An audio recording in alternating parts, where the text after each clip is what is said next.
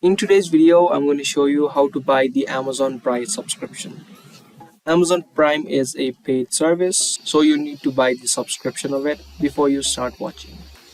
So just open up your web browsers and search for primevideo.com. And from here, just log in to your account. Click on sign in. And if you don't yet have an account, you can create an account of amazon.com. So this is the same details as your amazon.com account. So you just type it in. Once you are signed in, you just click on start your free trial. And this interface will open up where you just need to enter in your card details. So the name on your card, the card number, and the expiration date.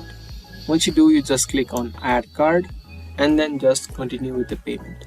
Now the 7th day is a free trial period, so just in case you don't like it within the 7 days, you can always cancel it and the money won't be charged.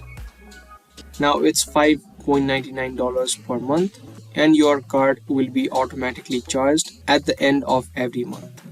So that was a real quick and easy video on how to get the subscription of Amazon Prime. I hope you guys found this video useful. If you did, subscribe, share, and also give this video a thumbs up.